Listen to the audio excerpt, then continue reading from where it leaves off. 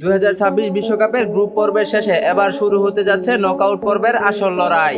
একদিকে রয়েছে 5 বারের বিশ্ব চ্যাম্পিয়ন ল্যাটিন আমেরিকার ফুটবল পরাশক্তি ব্রাজিল, অন্যদিকে রয়েছে এশিয়ার অন্যতম শক্তিশালী দল জাপান। কিন্তু আপনি কি জানেন এই দুই দলের মধ্যে বর্তমানে কে সবচেয়ে বেশি শক্তিশালী? কেউ বলে ব্রাজিল এখনো বিশ্বের অন্যতম ভয়ঙ্কর দল, আবার কেউ বলে জাপান এখন আগের মতো আর দুর্বল নয়। তাদের শৃঙ্খলাবোধ আর দ্রুতগতির ফুটবলের কারণে যেকোনো সময় যেকোনো বড় দলকে হারানোর দক্ষতা রাখে এই ফুটবলাররা। তাই আজকের এই ভিডিওতে আমরা জানতে চলেছি 2026 বিশ্বকাপের রাউন্ড অফ 32 এর ব্রাজিল বনাম জাপানের এই ম্যাচে কে জিতবে এবং কারা সবচেয়ে বেশি শক্তিশালী। তো চলুন ভিডিওটি শুরু করা যাক। আর হ্যাঁ, আপনি যদি আমাদের চ্যানেলে নতুন হয়ে থাকেন তাহলে অবশ্যই ভিডিওটিতে একটি লাইক করে চ্যানেলকে সাবস্ক্রাইব করুন। গ্রুপ পর্বে দুর্দান্ত পারফরমেন্স করে নকআউটে মুখোমুখি হতে যাচ্ছে ব্রাজিল বনাম জাপান। আর এখন একটি ভুলেই শেষ হয়ে যেতে পারে বিশ্বকাপের স্বপ্ন, কারণ এই ম্যাচে যে দলই হারবে তারই বিশ্বকাপের যাত্রা এখানেই শেষ, আর যে দল জিতবে তারা উঠে যাবে রাউন্ড অফ 16-তে।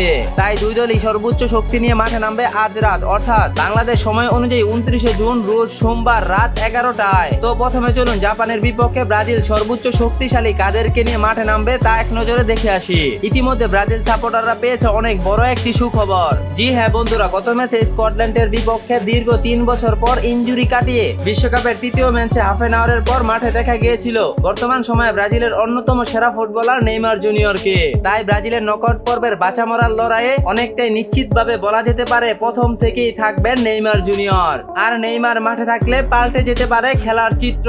নেইমার বর্তমান সময়ের এমন একজন ফুটবলার যিনি মাঠে থাকলে যে কোনো মুহূর্তে যে কোনো বড় দলকেই মিনিশেই হারিয়ে দিতে পারে ব্রাজিল। তাই নেইমার 2026 বিশ্বকাপের ব্রাজিল দলে অনেক গুরুত্বপূর্ণ একজন ফুটবলার। এছাড়া ব্রাজিলের রয়েছে ভিনিসিয়াস জুনিয়র, যিনি ইতিমধ্যে 2026 বিশ্বকাপের ব্রাজিলের সর্বোচ্চ গোলদাতা।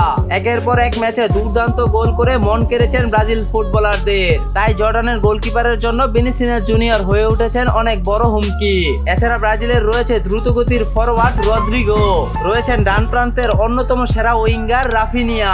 নিখুঁত ক্রাশ, গতিময় আক্রমণ এবং দূরপাল্লার শটে যে কোনো সময় ম্যাচের মোড় ঘুরিয়ে দিতে পারে এই ব্রাজিলিয়ান ফুটবলার। আক্রমণাত্মক মিডফিল্ডার রয়েছে বুনো গুইমারেস। গোলকিপারে ব্রাজিলের প্রাচীর হয়ে দাঁড়াবেন একের পর এক অভিজ্ঞতায় ভরপুর স্ট্রাইকারদের জম এলিসন বেকার। অন্যদিকে জাপান ও ব্রাজিলের বিপক্ষে অন্যতম সেরা শক্তিশালী দল নিয়ে মাঠে নামছে জাপানের সবচেয়ে বড় তারকা তাকেফুসা কোবু।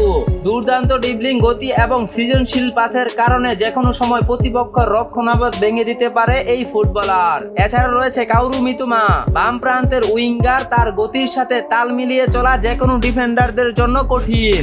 অভিজ্ঞ উইঙ্গারে রয়েছেন জুনিয়া ইতু, দ্রুত কাউন্টার অ্যাটাক এবং নিখুঁত ক্রাশের মাধ্যমে আক্রমণাত্মক বাড়ানোর অন্যতম রাজা এই ফুটবলার। এছাড়া রয়েছেন ইয়াতারু এন্ড্রু, মিডফিল্ডারের সবচেয়ে নির্ভরযোগ্য খেলোয়াড়। প্রতিপক্ষের আক্রমণাত্মক ভেঙে দিলেই দলকে ভরসার সামনে এনে দেন এই ফুটবলার। জাপানের গোলকিপারের প্রাচীর হয়ে দাঁড়াবেন জিয়ান সুজুকি।